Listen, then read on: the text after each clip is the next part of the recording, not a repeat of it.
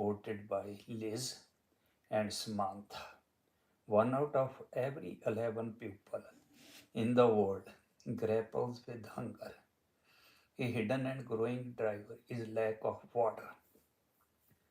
New World Resources Institute analysis shows that one quarter of the world's crops are grown in areas where the water supply is highly stressed, highly dependable, or both.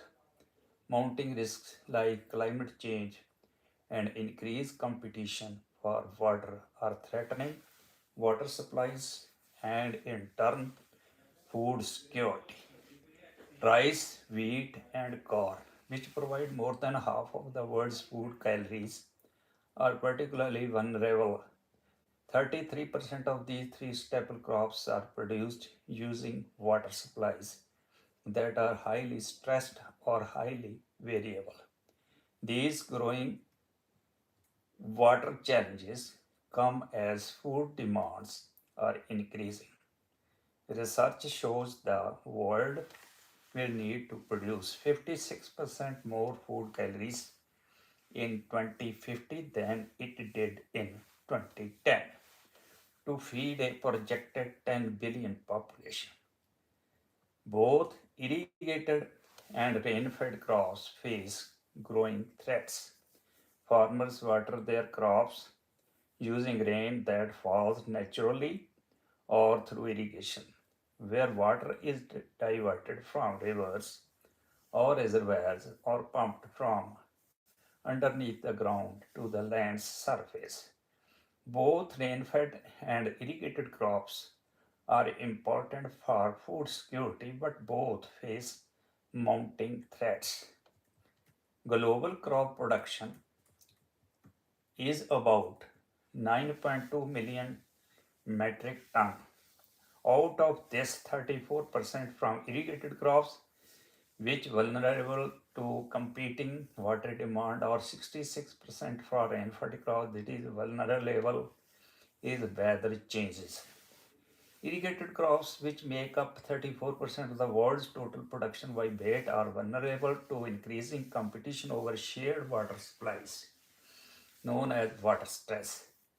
Water stress is considered high if at least 40% of the local water supply is used to meet demands from farms, industries, power plants, and households.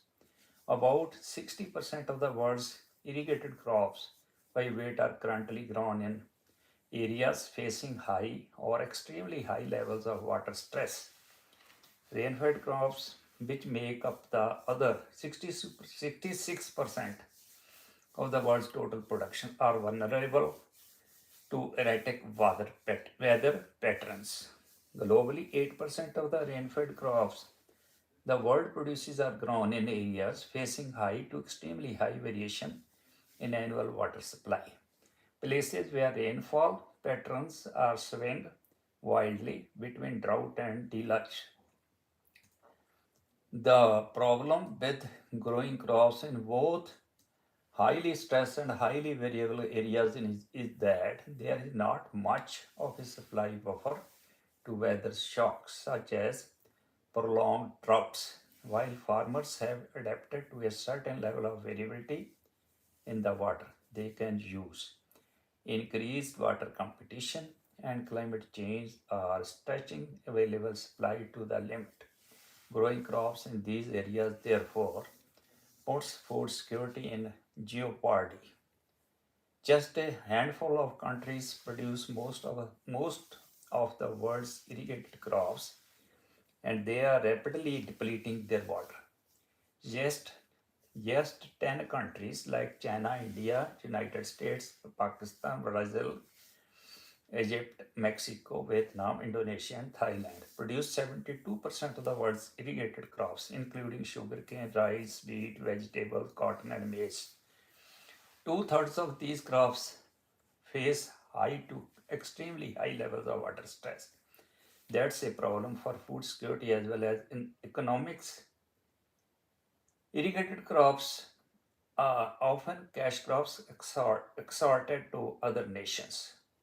Meanwhile, Demand for irrigation is poised to grow. Agriculture is already the biggest driver of water stress, responsible for 70% of the world's withdrawals.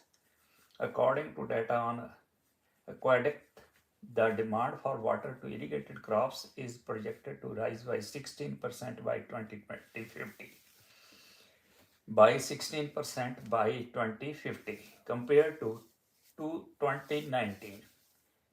Warming temperatures are partially driving this trend. The warmer it is, the thirstier crops become. Some countries are already grappling with the tension between food production and water security. In India, nearly 270 million metric tons, or around 24% of the country's total crop production, is grown in watershed that use more water than what can be naturally replenished. The country has reported to pumping non-renewable groundwater and rerouting its rivers. But these are not sustainable long-term solution. Northern India already loses up to a foot of groundwater a year due in part to jumping for irrigation. Groundwater depletion may triple by 2080 as temperatures in India continue to warm. Rain-fed agriculture supplies most of the world's crops, but faces increasingly unstable precipitation. The majority of the world's food, 66% of all crop production, still comes from rain-fed agriculture. For example, 75% of the world corn comes from rain-fed farms, predominantly in the United States, China, and Brazil. Yet, as climate change fuel longer, more frequent droughts and deforestation alters local precipitation pattern, farmers will find it increasingly difficult to grow rain-fed crops. Already, 8% of rain-fed agriculture faces high to extremely high levels of variation in annual water supply.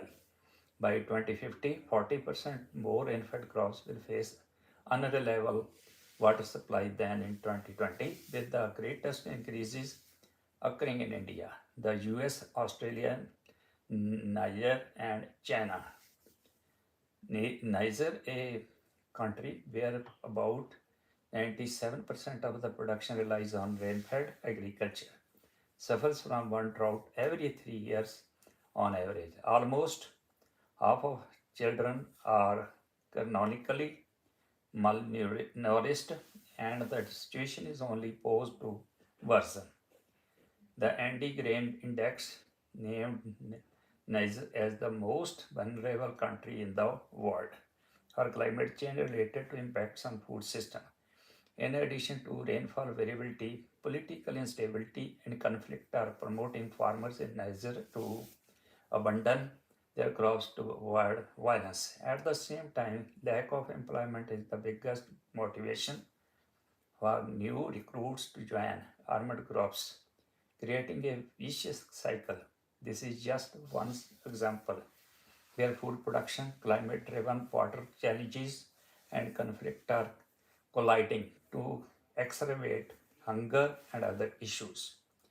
It is still possible to produce more food in a water constrained world. Stressed and variable water supply don't automatically spell crisis. With the right policies that address the nexus of food production, water management, and conservation, businesses and government can ensure that bread baskets remain full. Some of the same strategies for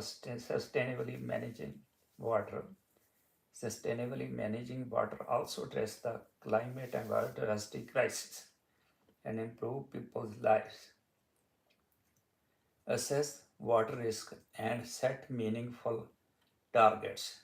Corporations and government alike must first understand the water risk they face using granular data and mapping tools like Aqueduct and Aqueduct Food Corporation should stress the water impacts of their own products and operation as well as those of their supplier.